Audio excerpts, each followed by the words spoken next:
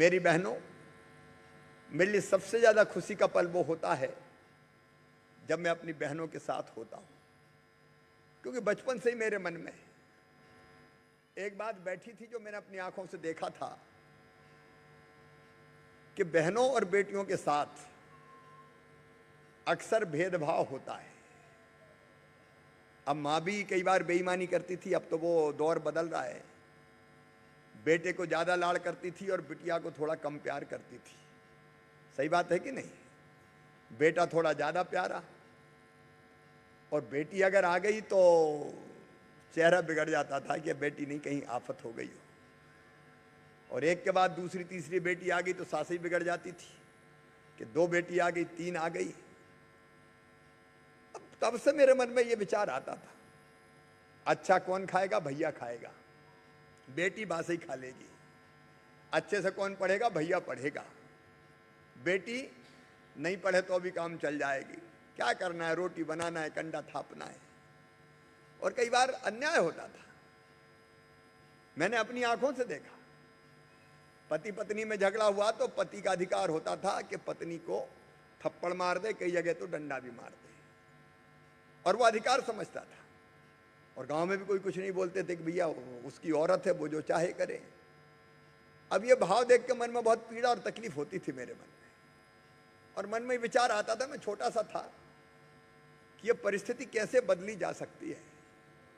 तब मैं कुछ नहीं था, मैं विधायक नहीं था, मैं सांसद नहीं था, मैं किसी बड़े पद पर नहीं था, लेकिन मन में एक भाव जग गया कि कैसे भी बहन और बेटियों के साथ अन्याय खत्म होना चाहिए, क्योंकि भगवान ने दोनों को बराबर बनाया है।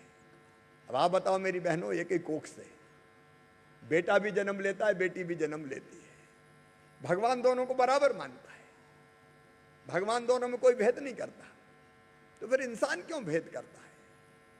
और इसलिए शुरू से मैं चिंतित था कि कुछ ना कुछ किया जाए, कुछ ना कुछ किया जाए। जब मैं किसी पद पर नहीं था तब भी मैं कहता था कि भाई बेटी के साथ बराबरी का व्यवहार करो, बेटी को आने दो, बेटी के बिना दुनिया नहीं चलती। और शायद मैंने उस दिन आंगनवाड़ी के कार्यक्रम में भी ये घटना सुनाई थी, मैं आपको भी सुनाना चाहता हूँ। एक छोटे कार्यक्रम में, सामाजिक कार्यक्रम था, सामूहिक विवाह का, तो मुझे बोलने का मौका मिल गया। तो मैं ऐसे ही बोलते बोलते क्या गया कि बेटी को आने दो, बेटी के बिना दुनिया नहीं चलती, बेटी के साथ अच्छा व्यवहार करो।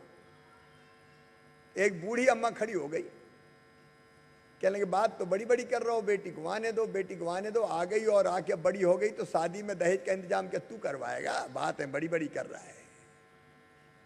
और तब मुझे लगा केवल भाषण से कुछ नहीं होगा, कुछ ना कुछ अपनी बहन और बेटियों के सम्मान को बढ़ाने के लिए, अभी बाद में ये हो जाए, उसके बाद में अपन बात करेंगे, तो बिना उसके कुछ नहीं होगा। और इसलिए तब से जब मैं विधायक सांसद बना तो बेटियों की शादी मैंने करना शुरू की अपने मित्रों के सहयोग से। और मैं संक्षेप में ये बताना चाहता हूं कि मेरे दिल में ये बात आई तो मैंने बेटियों के लिए, बेटी बोझ ना रहे, बिटिया वरदान बने, इसके लिए कोई योजना बनना चाहिए। और मुख्यमंत्री बन के सबसे पहली कोई योजना मैंने बनाई तो उसका नाम था लाडली लक्ष्मी योजना। और वो योजना बनाने में भी बड़ी तकलीफ का सामना करना पड़ा। कहा इतने पैसा लगेंगे, बजट का इतना जाएगा, अफसर, वित्त विभाग के तत्कालीन मंत्री। मैंने कहा देखिए मेरा संकल्प है, चाहे कुछ हो जाए, बेटी अगर पैदा होगी मध्य प्रदेश की धरती पर तो केवल लखपति पैदा होगी। ऐसी योजना बनाऊंगा ताकि बेटी बोझ ना लगे, बेटी वरदान बन जाए। और तब से लाडली लक्ष्मी योजना बनी, फिर कन्या विवाह कन्यादान योजना बनी। वो सब चीजें जानती हूं मैं, बड़ी उसकी गहराई में नहीं जाना चाहता। बस मन में तड़प थी कि माँ, बहन और बेटी का मान सम्मान, इज्जत और कैसे अपने पैरों पे खड़ी हो। तो कई योजनाएं, बेटी पैदा हो तो लाडली लक्ष्मी, स्कूल जाए तो किताबें, दूसरे गांव जाए तो साइकिल, 12वीं में अच्छे नंबर लाए तो गांव की बेटी कहलाए, कॉलेज की पढ़ाई के लिए 5,000 रुपये हर साल और पाए, उच्च शिक्षा, मेडिकल कॉलेज, इंजीनियरिंग कॉलेज में अगर बेटियों का एडमिशन हो और गरीब घर से है तो उनकी फीस भी मम्मी पापा नहीं भरवाए, मामा भरवाए, भारतीय जनता पार्टी की सरकार भरवाए। फिर बेटा बेटी को जन्म दे तो जन्म देने के पहले 4,000 गरीब बहनें संबल में आती है और जन्म देने के बाद 12,000 दें ताकि लड़ुआ भी खाने मिल जाए। एक नहीं, ऐसी अनेकों चीजें, अनेकों चीजें। लेकिन ये टेम्परेरी चीजें, बेटी और बहन की जिंदगी तो बदलेगी, लेकिन सही काम तब होगा जब मेरी बहनें अपने पांव पर खड़ी हो जाएं, खुद अपने पांव पर खड़ी हो जाएं, खुद इतना सशक्त अपने आप को कर लें कि वो दूसरों को सहारा देने वाली बन जाएं। और इसलिए आज हमने सामने लिखा है, सशक्त नारी सशक्त प्रदेश। बिना मां बहन और बेटी की सशक्तिकरण के प्रदेश भी सशक्त नहीं बन सकता। और इसलिए कैसे सशक्तिकरण का काम हो, और तब मेरे ध्यान में आया महिला स्व सहायता समूहों का काम। और मुझे लगा कि सचमुच में अकेली एक बहन शायद सब कुछ ना कर पाए, लेकिन अगर 10 बहनें इकट्ठी हो जाए और रुपया रुपया भी इकट्ठा करे तो बूंद बूंद से घट भर जाए और नया काम प्रारंभ हो जाए। हम शायद अकेला इतना नहीं कर सकते थे, लेकिन साथ मिलकर कर सकते हैं। मुझे और एक छोटी सी कहानी याद आ रही है। संगठन में शक्ति होती है, आपने भी पढ़ी होगी, बाप और बेटे की कहानी, जिसमें बेटे अलग अलग लड़ते थे, भिड़ते थे, इकट्ठे नहीं रहते थे। तो पिता ने उनको समझाने की कोशिश की और उनने सबके हाथ में एक एक लकड़ी दी और पतली सी लकड़ी थी, बोले इसको तोड़ो। तो अलग अलग बेटों ने तोड़ दिया। फिर लकड़ी बांध के उनने एक गट्ठा बना दिया उसका, और फिर कहा कि अब इसको तोड़ो। तो अकेली लकड़ी तो तोड़ दी, लेकिन गट्ठा में जो लकड़ी जब साथ आ गई तो वो लकड़ी नहीं तोड़ पाए, गट्ठा नहीं तोड़ पाए। हम अकेले अकेले शायद बहुत बड़ा काम ना कर पाए, लेकिन समूह में अगर इकट्ठे हो गए तो हम चमत्कार करके दिखा सकते हैं, और दिखा रही मेरी बहनें, जैसा आज साफ दिखाई दे रहा है। और इसलिए महिला स्व सहायता समूह अपने प्रयासों से खुद को सशक्त करने का काम है, अपने को आत्मनिर्भर बनाने का काम है, अपनी समस्याओं के समाधान का काम है। और केवल अपने लिए नहीं, बाकी बहनों को, और जो बहनों ने गाथाएं सुनाई, कहानी सुनाई, उनको भी और सशक्त करने का काम है। अब मेरी बहन साधना वगैरह बता रही थी कि पतिदेव को भी नौकरी मिल गई। ये समूहों का ही चमत्कार है। और एक बात और आज मैं कहना चाहता हूं, मैं हमेशा कहता भी हूं कि भारत में मां, बहन और बेटी को अत्यंत सम्मान की नजर से देखा गया है। देखो, अपने यहां अगर भगवान राम का नाम लेना हो तो पहले कौन का नाम लेना पड़ता है? कौन का लेना पड़ता है? सीता के बिना राम का नाम लेते हैं क्या? पहले सीता, बाद में राम। कृष्ण का नाम लेना हो तो पहले किसका लेते हैं? राधे कृष्ण। और शंकर जी का नाम लेना हो तो पहले कौन का लेते हैं? गौरा माई, गौरी शंकर। तो ये तो पहले से ही हमारे यहां मां और बहनों को अतिरिक्त महत्व दिया गया है। हमारे यहां कहा भी गया कि यत्र नार्यस्तु पूज्यन्ते रमन्ते तत्र देवता। भगवान वही निवास करेंगे जहां मां, बहन, बेटी को मान सम्मान और इज्जत की नजरों से देखा जाएगा। यह भारत का सोच है। बीच में सोच गड़बड़ हो गया था और सबला अबला बन गई थी, लेकिन महिला स्व सहायता समूह ने अब बहनों को आगे बढ़ाने का रास्ता और तेजी से साफ किया है। आज तो मैं आपको धन्यवाद दे रहा हूं। जब कोरोना काल में हमें पीपीई किट की जरूरत पड़ी, हमें मास्क की, सैनिटाइजर की जरूरत पड़ी, तो मुझे कहते हुए गर्व है मेरी बहनों, आपने पीपीई किट भी बनाया, आपने मास्क भी बनाया, आपने सैनिटाइजर भी बनाया, आपने साबुन भी बनाया, और सरकार की कोरोना काल में ऐसी मदद की कि जिसके कारण हमें बड़ा सहारा मिला। नहीं तो पुलिस वाले भाइयों के पास, डॉक्टरों के पास, पैरामेडिकल स्टाफ के पास ये सामान नहीं थे, तो हम दूसरों पे अवलंबित नहीं रहे। हमारी बहनों ने ये सब चीजें बना के चमत्कार किया। और न केवल चमत्कार किया, बल्कि कोरोना के मामले में भी जन जागृति का जबरदस्त काम किया और अब मुझे खुशी है कि वो समाज को बदलने के काम में लगे। अब बहन अगर 10वीं तक पढ़ी थी तो 12वीं कर ले और कॉलेज की पढ़ाई कर ले, पति को भी पढ़ा दे और बच्चों को भी पढ़ाए। देखो अगर शिक्षित है माँ तो पूरे परिवार को तार देती है, वो पूरे परिवार को आगे बढ़ा देती है वो। और ये शिक्षा के महत्व को भी आपने समझाने का काम किया।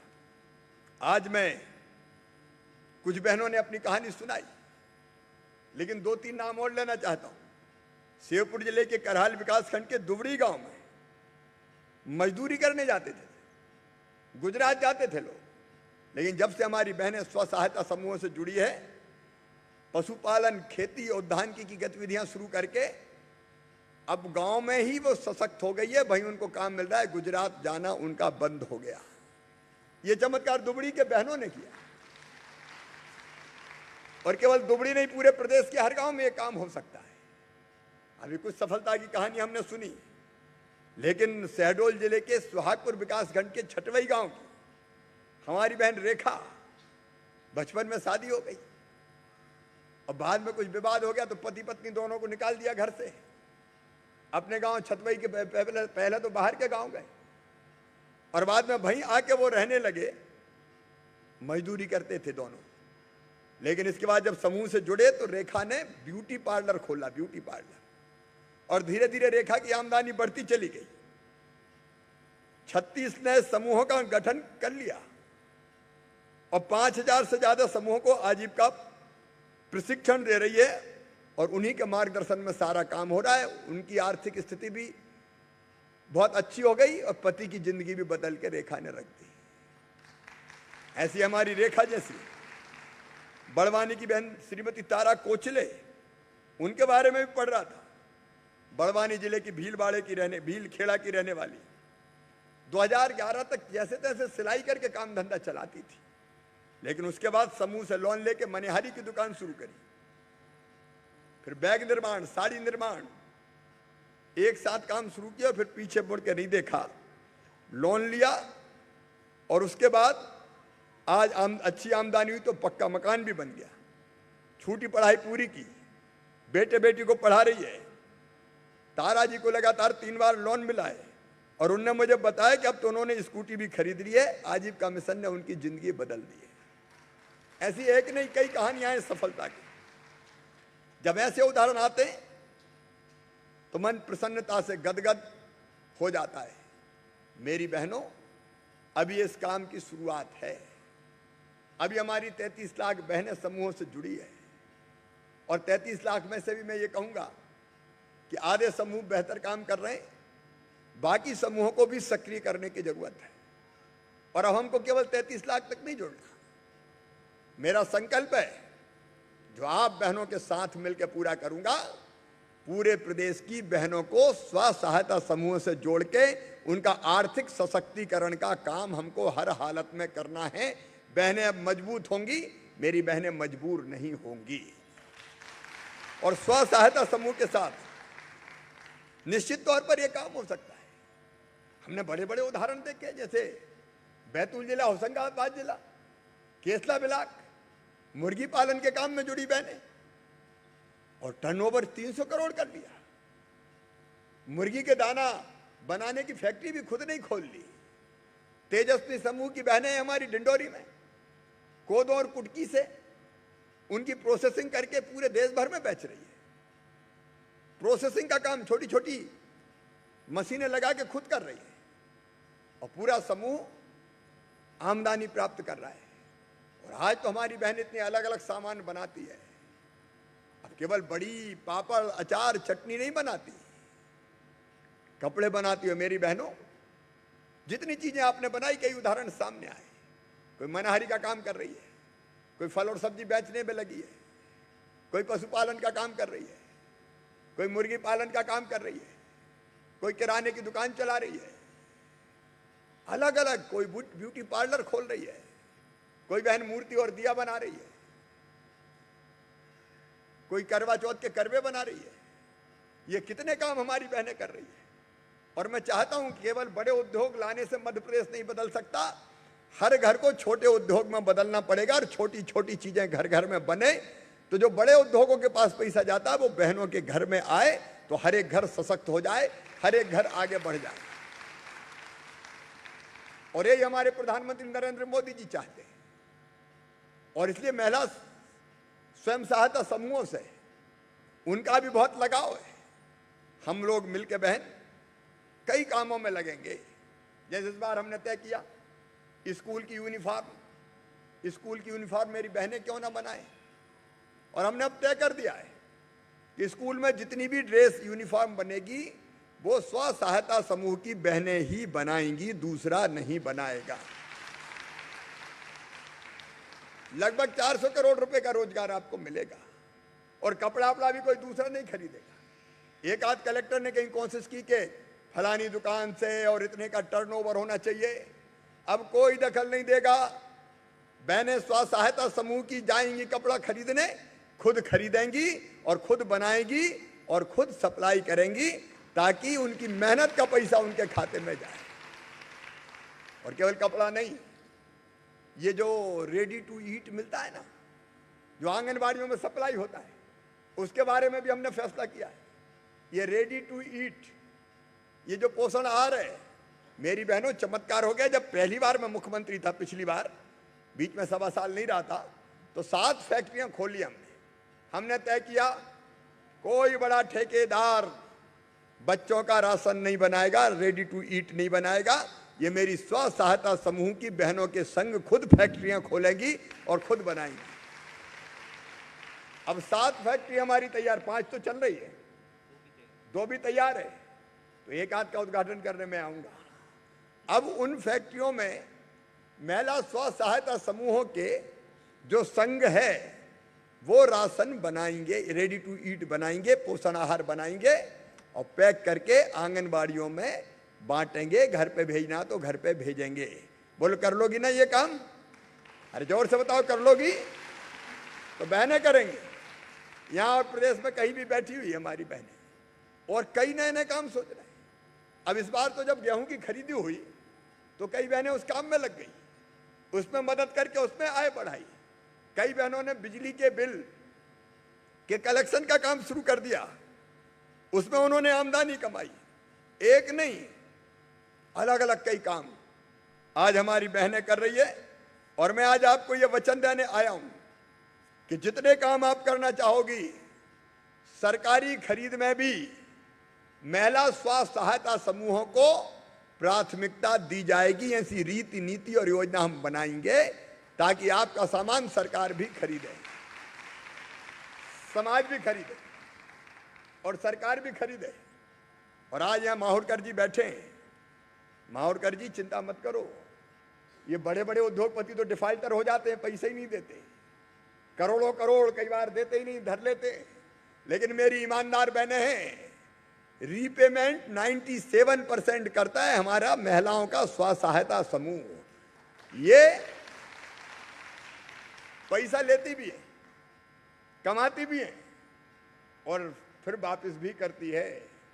और इसलिए जब मैंने देखा कि कितने करोड़ का देने वाले हैं, तो पहले कितना टारगेट था आपका? 300 करोड़। अरे मैंने कहा इतने स्व सहायता समूह और केवल 300 करोड़ रुपया, ये 300 करोड़ रुपया में काम चलेगा क्या? हमने बुलाई बैंक की बैठक SLVC की, और मैंने बैंकों से कहा कि इन ईमानदार बहनों को पैसे की कोई कमी मत रहने दो, ये लेगी, कमाएंगी, वापस करेगी। तो इस साल टारगेट तय किया हमने 1400 करोड़ रुपया महिला स्व सहायता समूहों को बैंकों से दिया जाए। सेंट्रल बैंक ऑफ इंडिया और बाकी जो राष्ट्रीयकृत बैंक है वो ये पैसा देंगे, और वो भी तय कर दिया कि हर महीना 150 करोड़, और हर महीना मैं भी रहूंगा ताकि 150 पूरे मिल जाए। नहीं तो बैंक में फिर एक महीने दिए, दूसरे महीने कहीं कमी ना आ जाए। और इसलिए हम इनका कार्यक्रम करके देंगे।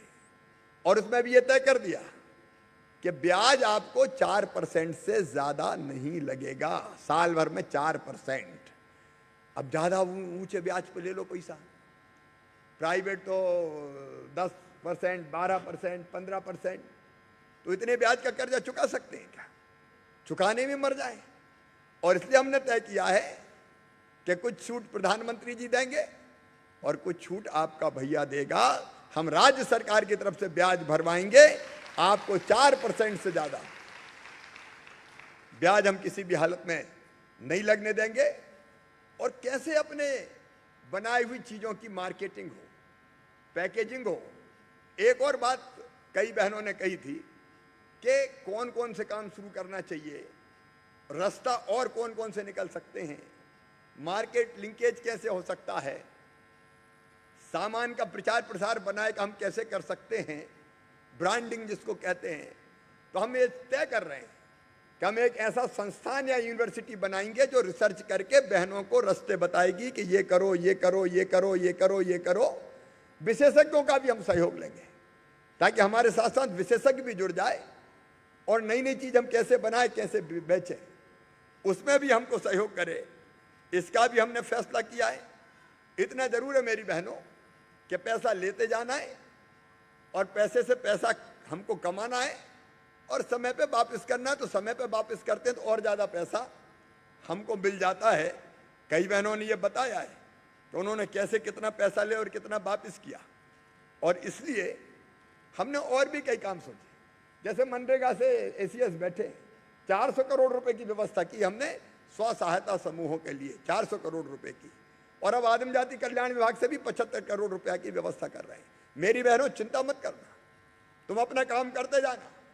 आपका भाई अब मुख्यमंत्री है, मैं हर संभव कहां कहां से पैसा निकाल के स्व सहायता समूहों को सशक्त बनाया जा सकता है उसकी कोशिश लगातार करता रहूंगा। उसके प्रयास में हम लगातार लगे रहेंगे। 33 लाख बहनें आखिर जुड़ी है, लेकिन आने वाले 3 साल में अब ये 33 लाख से काम नहीं चलेगा। कम से कम 33 लाख बहनें और जोड़ना है। और काम भी ऐसा नहीं कि मौसमी मिले, थोड़े समय मिल गया फिर खत्म। काम भी ऐसा जो 12 महीना मिले। ऐसे कामों को हम ढूंढेंगे जिससे स्थायी आय बढ़े और कम से कम 10,000 रुपया प्रति महीना स्व सहायता बहन की इनकम आमदनी होनी चाहिए। ऐसे प्रबंध और ऐसे उपाय हम करेंगे।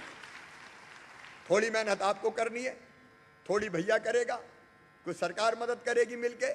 तो सचमुच में हम मध्य प्रदेश में एक नया इतिहास रच देंगे महिला सशक्तिकरण का।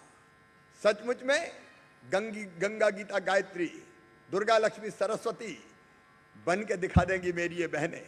और इसलिए हमने तय किया है कि आने वाले 3 साल में 33 लाख बहनों को और स्व सहायता समूह से जोड़ा जाएगा। कैसे ज्यादा से ज्यादा बहनें जुड़े इसकी हम कोशिश करेंगे। इस साल तो 1400 करोड़ की बात कर रहे हैं, अगले साल और ज्यादा लेंगे। जैसे जैसे बहनें जुड़ती जाएगी मैं कोशिश करूंगा कि मेरे बहनों के समूहों को, स्व सहायता समूहों को पैसे की कमी किसी भी कीमत पर ना आए। ब्याज अनुदान हम देंगे ही, मैंने आपसे बात कही है। अपने समूहों के निर्मित उत्पादों को बाजार उपलब्ध करवाने के लिए ऑनलाइन ट्रेडिंग और ई प्लेटफॉर्म से भी उनको जोड़ने का हम काम करेंगे। स्व सहायता समूहों को बैंक लिंकेज मिले, मार्केट लिंकेज मिले, नॉलेज लिंकेज मिले। इसके लिए उनको विकसित और सशक्त बनाने के लिए राज्य स्तरीय विपणन महासंघ बनाया जाएगा। राज्य स्तरीय विपणन महासंघ हम बनाएंगे जो आपकी मदद करेगा चीजों को बेचने में, उसकी मार्केटिंग में, उसकी ब्रांडिंग के काम में। और मैंने पहले ही कहा कि आजीविका संवर्धन के क्षेत्र में जितनी संभावनाएं उसमें विश्व स्तरीय शोध हो। ट्रेनिंग का काम भी कई बार जरूरी, नए नए काम सीखना तो उसके लिए ट्रेनिंग जरूरी है, तो ट्रेनिंग का काम हो। इन सब के लिए हम राज्य आजीविका संस्थान बनाएंगे। और जो स्व सहायता समूह ने आज कहानी अपनी सफलता की सुनाई, उन कहानियों को भी स्कूल, कॉलेज और प्रदेश के सभी सरकारी प्रशिक्षण संस्थानों में केस स्टडी के रूप में पढ़ाया भी जाएगा कि कैसे जिंदगी बदली बहनों ने, उसको पढ़ाया जाएगा ताकि बाकी की प्रेरणा भी वो बन सके। फिर हम ये भी तय कर रहे हैं कि सरकारी काम के ऑर्डर कैसे आपको मिले, उसका भी एक मैकेनिज्म हम बना रहे हैं। मेरी बहनों, आप सब मेहनत से काम कर रही हैं, ईमानदारी से काम कर रही हैं। आपने कई गांव की जिंदगी बदल दी है, आपने कई परिवारों को बदला है। लेकिन अब मेरा सबसे बड़ा संकल्प है और सबसे प्राथमिक काम है कि आपके इस काम में कोई दिक्कत और परेशानी ना आने दूं। एक भाई के रूप में हमेशा ये भाई सरकार को आपके साथ खड़ा कर दे ताकि दिक्कत और परेशानियां ना आए। मैं जानता हूं कुछ दिक्कत और परेशानियां आती हैं, होती है, लेकिन उनका रास्ता निकालना, उनका समाधान करना जब हम शुरू करते हैं तो जैसा मैंने कहा, जहाँ चाह होती वहाँ राह निकल जाती है। कठिनाइयाँ आई तो घबराना मत, रास्ता निकालेंगे और आगे बढ़ेंगे। कौन कहता है कि आसमान में सुराख नहीं होता? एक पत्थर तो तबीयत से उछालो यारो। मतलब दिल से कोई काम किया जाए तो कुछ भी असंभव नहीं है। ये भाई आपके साथ खड़ा है, आपको शुभकामनाएं देता है। केवल शुभकामनाएं कोरी नहीं, साथ निभाने का वचन भी देता है।